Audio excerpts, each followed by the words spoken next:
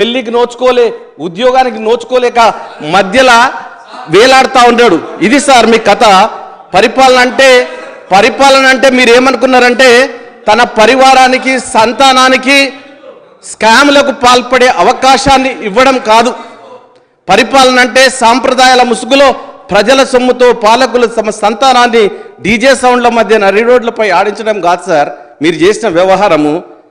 పరిపాలన అంటే తన కులం, బంధువర్గం, పాలనా యంత్రాంగాన్ని నింపేయడం, తద్వారా నియంతృత్వ ధోరణితో సమాజంపై ఆధిపత్యాన్ని చెలాయించడం కాదు. పరిపాలన అంటే చట్టాపట్టాలు వేసుకొని అనైతిక కార్యకలాపాలకు పాల్పడడం కాదు సార్. బడ్జెట్ గురించి మనం వద్దాం. మీరు మా సీనియర్ మంత్రివర్యులు, నాయకులు, మేము గొప్పగా గౌరవించుకునేవారు కడియం శ్రీహరి గారు నిన్న అన్నారు. ఇంతకుముందు కూడా నేను బయట కూడా చెప్పాను.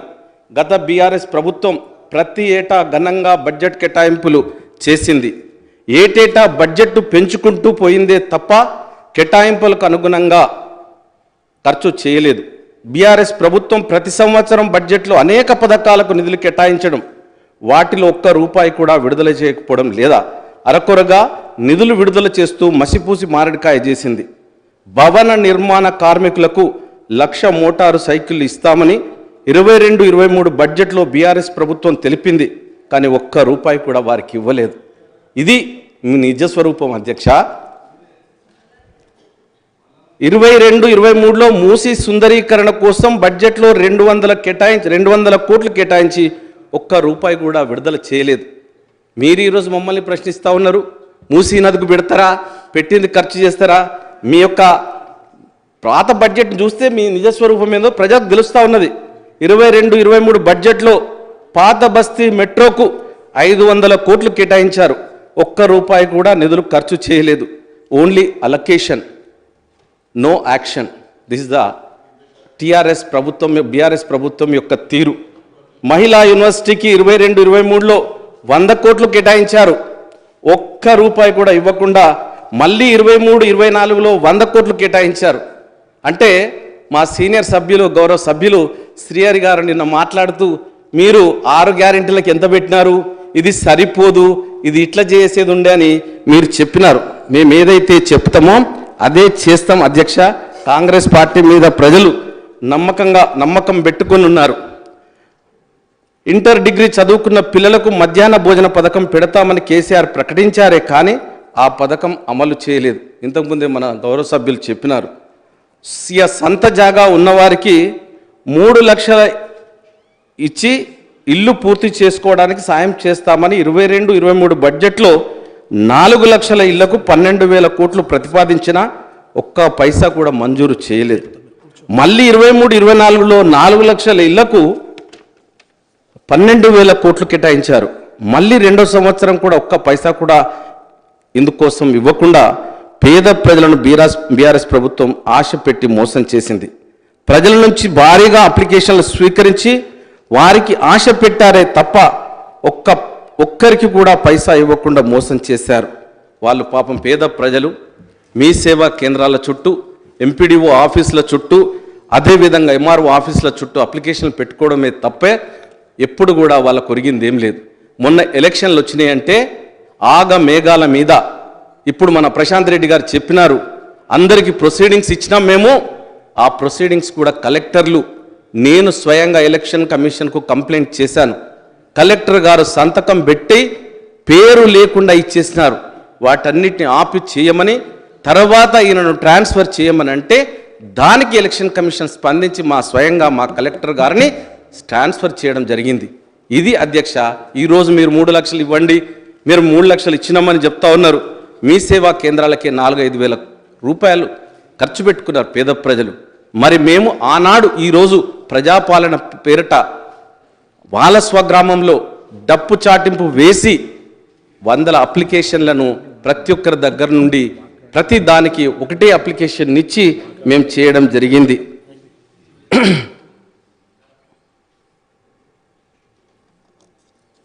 మరి చాలా వాగ్దానాలు చేసినారు. మరిగా బడ్జెట్లో 2022-23లో ఆయిల్ పామ్ సాగుకు 1000 కోట్లు కేటాయించి ఒక్క పైసా కూడా ఇవ్వలేదు. మళ్ళీ 23-24లో అదే 1000 కోట్లు బడ్జెట్లో పెట్టారు.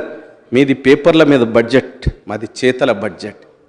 ఆలోచించండి ఒక్కసారి, మేము ఏం పెట్టినాం, ఇన్ని చేసినామా, ఇంత విధ్వంసం చేసినామా అని మీరు అంటున్నారు కదా టీఆర్ఎస్ వాళ్ళు. నిరుద్యోగులకు నిన్న సీనియర్ నాయకులు శ్రీహరి గారు మాట్లాడుతూ నిరుద్యోగులకు నిరుద్యోగ భృతి క్రింద ఒక్కొక్కరికి మీరు ఏదైతే 4016 చెప్పినారో ఇవ్వాలని ఆయన డిమాండ్ చేసినారు. మరి నిరుద్యోగులకు నిరుద్యోగ భృతి ఇస్తానని 2018 ఎలక్షన్లకు ముందు 3016 చొప్పున ఇస్తామని బీఆర్ఎస్ ప్రభుత్వం హామీ ఇచ్చి గత 5 ఏళ్లలో ఒక్క రూపాయి కూడా ఇవ్వకుండా వారిని మోసం చేసింది. అందుగురించే విద్యార్థులు నిరుద్యోగులు ఆగ్రహంలో బీఆర్ఎస్ ప్రభుత్వం కొట్టుకుపోయింది. మా రేవంత్ రెడ్డి గారు ప్రజా నాయకులు, ప్రజా సేవకులుగా ఈరోజు మీరు ఉద్యోగాల నోటిఫికేషన్లు ఇచ్చినా అన్నీ అయిపోయినా కూడా మీకు ఉద్యోగ నియామక పత్రాలు ఇవ్వడానికి కూడా తీరిక లేకపోతే ఉద్యోగాలు ఎందుకు ఇవ్వాలని అణచిపెడితే ఈరోజు మా ముఖ్యమంత్రి గారు మా బట్టన్న 17,000 ఉద్యోగాలు, నర్సింగ్ ఉద్యోగాలు ఇచ్చినారు. కారుణ్య నియామకాలు జరిపినారు. ఆర్టీసీలో మా పొన్నం ప్రభాకర్ గారు నేను వెళ్ళి వాళ్ళందరికీ నియామక పత్రాలను అందజేసినాం. మొన్నటి సింగరే నిరుద్యోగుల గురించి చిత్తశుద్ధి ఉన్నది. మీరు ఎన్నో సంవత్సరాలు టీఎస్పీఎస్సీ ద్వారా ఎగ్జామ్ పెట్టి గురుకుల పాఠశాల ప్రిన్సిపాల్ల ఉద్యోగాలను 3 సంవత్సరాలు కోర్టుల ద్వారా అదేవిధంగా ఎగ్జామ్ పెట్టి రిజల్ట్స్ ఇవ్వకుండా ఆపినారు. అది మీ చరిత్ర. ఇక ఈరోజు నిరుద్యోగుల గురించి ముసలి కన్నీరు గారుస్తూ ఉన్నారు. అధ్యక్ష, చరిత్ర ఎప్పుడు మిమ్మల్ని క్షమించదు. మీరు ఇంత అంత విధ్వంసం కాదు, నియంతృత్వం కాదు. మీరు ఎవరిని కూడా ఈరోజు మా వాళ్ళు ఫ్రీగా ఇచ్చి మీరు మాట్లాడమని అంటున్నారు. ఆ రోజు మైక్ ఇస్తే కట్ చేసినారు. సీతక్క అవన్నీ చెప్తాను నేను మెల్లగా. 22-23 బడ్జెట్లో దళిత బంధు కోసం 17,700 కోట్లు కేటాయించి ఒక్క పైసా కూడా ఇవ్వలేదు. మళ్ళీ 23-24లో 17,700 కోట్లు కేటాయించి క్యారీ ఫార్వర్డ్ చేశారు. హుజూరాబాద్ మినహా ఒక్క నియోజకవర్గానికి 1,500 యూనిట్ల చొప్పున లబ్ధిదారులు ఎంపిక చేస్తామని చెప్పి ఒక్కరికి కూడా ఇవ్వకుండా దళితులను బీఆర్ఎస్ ప్రభుత్వం మోసం చేసింది. రాష్ట్రం మొత్తం దళితులకి ఈ పథకం అమలు చేస్తామని కేసీఆర్ చెప్పారు. హుజూరాబాద్ ఎన్నికల్లో గెలవడం కోసమే ఈ పథకాన్ని తెచ్చి ఎన్నికలకు ముగిసిన వెంటనే ఈ పథకాన్ని అటకెక్కించారు. అందుగురించే కాంగ్రెస్ పార్టీలో ఎమ్మెల్యేలు, దళిత ఎమ్మెల్యేలు దాదాపుగా మెజారిటీ ఎస్సీ స్థానాల్లో గెలవడం మీరు చేసిన మోసానికి నిదర్శనమని నేను తెలియజేస్తా ఉన్నాను. మరి ఈరోజు అంబేద్కర్ అభయహస్తం పథకం గురించి మాట్లాడుతూ ఉన్నారు. మరి మా సీనియర్ నాయకులు మేము మాట ఇచ్చినామంటే మాట మీద ఉంటాం. 12 లక్షల రూపాయలు తప్పకుండా చేస్తాం. మరి ఆనాడు 2014లో చట్టబద్ధత కల్పించి ఎస్సీ సబ్ప్లాన్ నిధులు ఎస్సీలకే కేటాయించాలని 20,000 కోట్లు కేటాయిస్తే ఆనాడు ఏ రోజు కూడా ఆ ముఖ్యమంత్రి దగ్గర మాట్లాడిన పాపాన పోలేదు. ఈరోజు దళితుల మీద ప్రేమ వచ్చింది, నిరుపేదల మీద ప్రేమ వచ్చింది.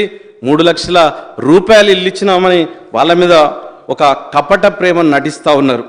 23-24 బడ్జెట్లో రైతు రుణమాఫీకి రూపాయలు 20 కోట్లు అవసరం కాగా కేవలం 12,131 కోట్లు మాత్రమే మీరు విడుదల చేస్తున్నారని తెలియజేస్తూ ఉన్నాను. మీరు రైతుల గురించి కన్నీరు గారుస్తూ ఉన్నారు. రైతులను, మిర్చి రైతులకు బేడీలు వేసి జైలుకు తీసుకెళ్ళినారు. కేసీఆర్ కారణ జన్ముడు అన్నాడు, రైతులకు ఉచితంగా యూరియా ఇస్తానని ప్రగల్భాలు పలికాడు. ఇది నిజం కాదా? రైతులను మోసం చేసినట్టు కాదా? రైతుల గురించి మీరు చెప్పేదా అండి? ఐకేపీ సెంటర్లు తెరవడంలో ఆలస్యం, బార్దాన్ సప్లై చేయడంలో ఆలస్యం, అదేవిధంగా కొనుగోలులో 10 కిలోల వరకు తరుగు తీస్తున్నారు. అధ్యక్ష, వీళ్ళది రైతుల గురించి ముసలి కన్నీరు గారుస్తారా? ఈరోజు రైతుల గురించి మేము రైతు బంధు ఇస్తామనంటారా? మీరు రైతు బంధు ఎవరికి ఇచ్చినారండి? 100 ఎకరాలున్న ఆసాములకు, పుట్టలకు, గుట్టలకు, కంప చెట్లున్న వాళ్లకు ఇదా మీ డిస్క్రిప్షన్? మేము మరి ఈరోజు మా బడ్జెట్లో తప్పకుండా ప్రజాస్వామ్యయుతంగా ఎవరికైతే ఇవ్వాలో వాళ్ళకు తప్పకుండా ఇస్తామని కూడా మా బట్టన్న గారు చెప్పినారు. మీరు మళ్ళీ అడిగినారు, దానికి కూడా చెప్పినాం. మరి మీరు 2014లో 1,00,000 రూపాయల రుణమాఫీ అని చెప్పినారు. 1,00,000 రూపాయల రుణమాఫీ చెయ్యడానికి 10 సంవత్సరాలు తీసుకున్నారే. మరి ఈరోజు మేము వచ్చి 60 రోజులు కాలేదు అధ్యక్ష. వీరు ఎప్పుడు చేస్తారు 100 రోజులైంది 200 రోజులైంది. అరే మమ్మల్ని ఖజానాను ఖాళీ చేసినారు, ఖజానాకు వచ్చే అవకాశాలు ఏమున్నాయో చూసుకోవాలి, ఖజానాలో డబ్బులు నింపుకోవాలి, ఒక ప్లాన్ వేసుకోవాలి, కొంచెం టైం ఇవ్వండి. 1 సంవత్సర కాలం మేము తప్పకుండా చేసి చూపిస్తాం. మీ అందరికీ తెలుసు, ఆనాడు కాంగ్రెస్ ప్రభుత్వం 2004 నాడు వచ్చినప్పుడు రాజశేఖర్ రెడ్డి గారు ఉచిత కరెంట్ అంటే బట్టలు ఆరేసుకోవాలని చెప్పినారు. కానీ ఇచ్చి తీరినాం, చెప్పిన మరుక్షణమే చేసినాం. ఇది చేతల ప్రభుత్వం. కాంగ్రెస్ అంటేనే తప్పకుండా చేస్తుందని మీకు తెలియజేస్తా ఉన్నాం. ₹1,00,000 రుణమాఫీని మీరు చేయడానికి 10 సంవత్సరాలు తీసుకున్నారు. ఎవరు అడగకుండానే మీరు చేస్తారని ముందుకొచ్చినారు. కానీ ఈరోజు చేయకుండా, మీరు చేత కాకుండా మీ అలవాట్లే మాకొస్తాయని మమ్మల్ని మాటిమాటికి దెప్పిపొడిచే విధంగా, లేకపోతే కాంగ్రెస్ అంటే చేతగారులను అనుకున్న మా బ్యాక్ ట్రాక్ చూడండి, మా హిస్టరీ చూడండి. మేము